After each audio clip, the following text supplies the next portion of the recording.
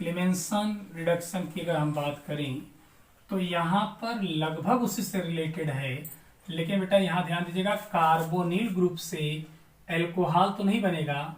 इससे क्या बनता है? इससे बनता है बेटा एल्केन। बड़े इंपॉर्टेंट की बात की जा रही है।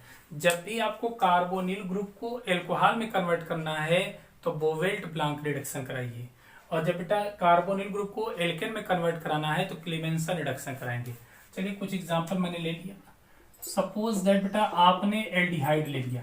देखिए आर मतलब मैंने इसलिए लिख दिया कि आर मतलब हो जाएगा मिथाइल, इथाइल, प्रोपाइल, जो भी आप चाहें ले सकते हैं, ठीक है ना। अब ये करता क्या बेटा, यहाँ नेसेंट हाइड्रोजन आएंगे। कौन देगा? अमलगेटेड जिंक।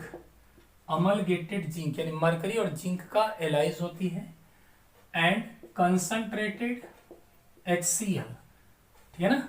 तो ये नेसेंट हाइड्रोजन देगा, और नेसेंट हाइड्रोजन जब देगा तो पर्याप्त देता है, और पर्याप्त देकर के बन जाएगा आर।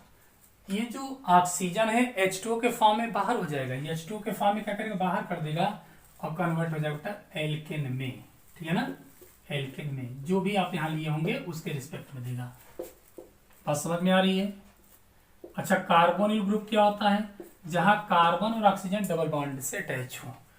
दूसरा क्या हो सकता है बेटा, अगर मान लीजिए हमने कीटोन ले लिया, ध्यान दीजिएगा कीटोन ले लिया, तो यहां पर भी जब हम हाइड्रोजन से रिएक्शन कराएंगे तो पर्याप्त हाइड्रोजन देगा, zinc and Hg and concentrated HCl।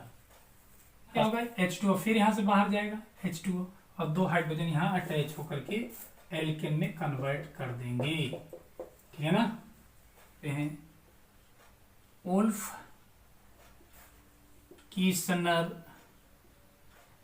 Reduction RCHO, बेटा एल्डिहाइड है ना।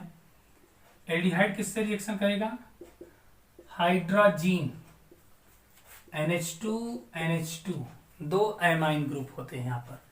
तो ये हाइड्रोजीन इनसे जब रिएक्शन कराएगा बेटा तो ये जो है ब्रेक करके हाइड्रोजन वाटर को बाहर कर देगा, वाटर को बाहर कर देगा, और कन्वर्ट किस में हो जाएगा? RCH double bond NH2 hydrogen में कन्वर्ट हो जाएगा।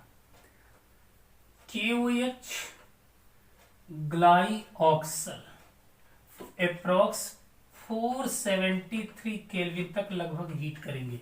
RCH3, भैया एक हाइड्रोजन ऑलरेडी है इसके पास, तो हाइड्रोजन और आ गए, और प्लस N2, ठीक है ना।